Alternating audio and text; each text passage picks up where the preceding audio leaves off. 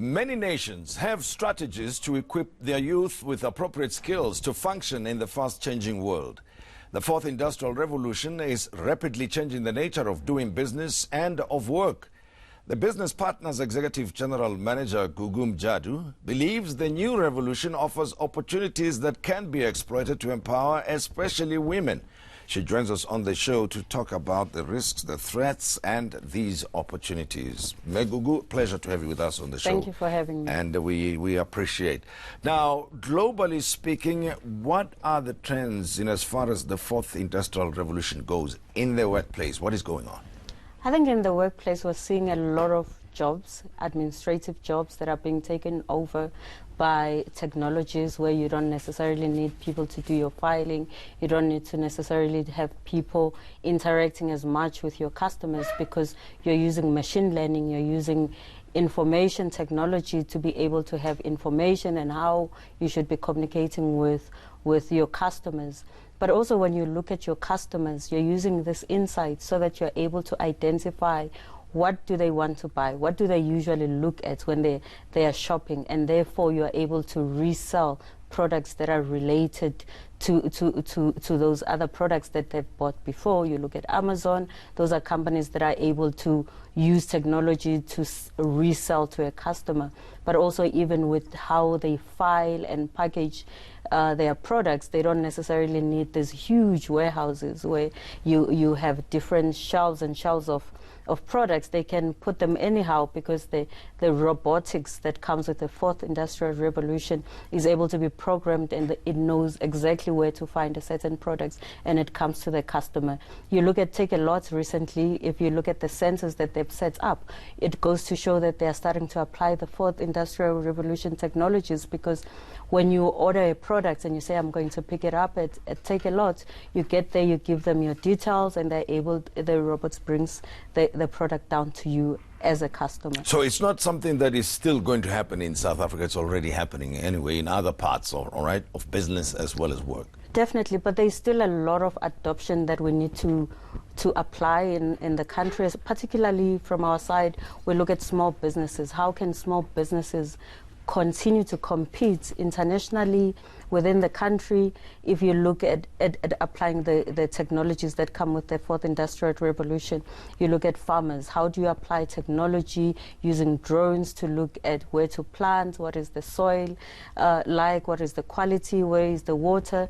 You look at manufacturers. What is the cost of the product if you manufacture it the same way we've been doing it with old machines, and what is the cost, and can you compete with people who are already using technologies from the fourth industrial revolution? But in South Africa, I think we are automation averse to a large extent, and people still believe in labor. Whenever there's talk of automation, we know there are threats of strike Job action losses. and also the threat of job losses.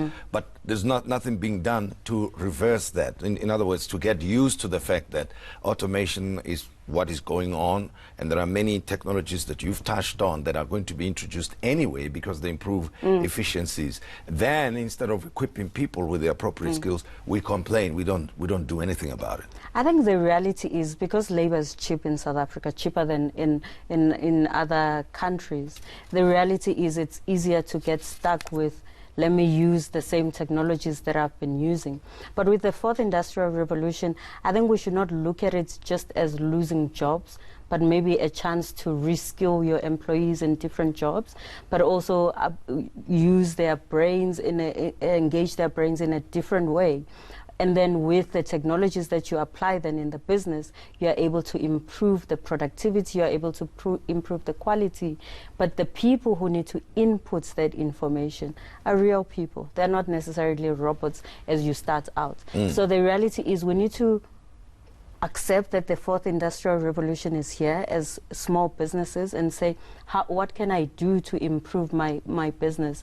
And is my business model really set up to respond to the challenges and opportunities that come with the fourth industrial revolution? Am I able to outsource certain things so that I'm able to improve my business? Because a lot of us want to hold on to everything that is being done in your business, whereas there could be somebody who's in the gig economy with a small like business that looks at technology, that doesn't necessarily have to be employed by your company, but that can be used by your company to improve how it does things.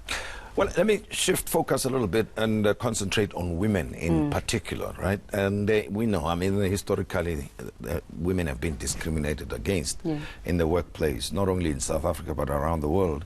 But the fourth industrial revolution offers smaller economies of the world an opportunity to leapfrog and grow. So the same thing applies in the case of women. Where are the opportunities, you think, for women? What should they be looking at if they want to leapfrog and earn more money than historically they would have? Yeah, I think the reality is women, we know that there's not a lot of representation of women in STEM, which is science, technology, engineering, and mathematics.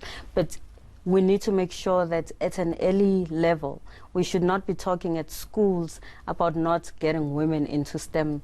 We need to make sure that women get into STEM. But once women are in the workplace, they need to find a way to reskill themselves, look at doing some research in terms of what can I apply in my business, what can I apply to improve my skills as a working woman or as a woman running a business, so that I'm able to respond to the opportunities that are out there.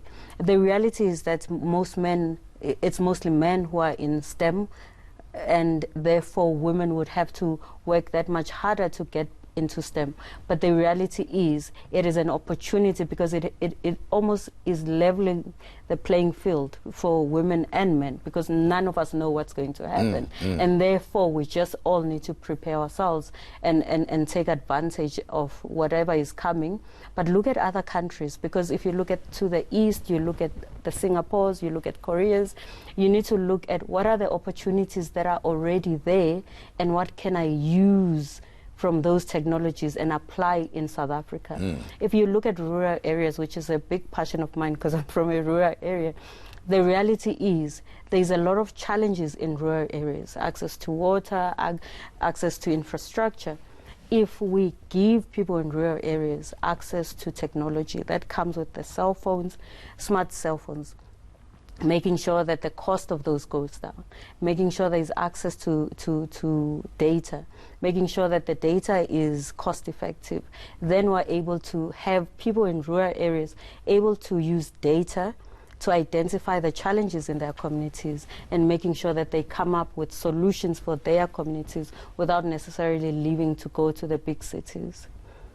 Now, you mentioned something about the gig economy, and I read a report recently that this was expanding and growing at a faster rate, especially in East Africa. That, you know, people living even in the informal settlements of Nairobi, for instance, people would regard them as unemployed, but actually we're earning lots of money from other parts of the world. Can you expand a bit on the gig economy and the opportunities that you think exist there, where a local South African can be plugged in to this global gig economy?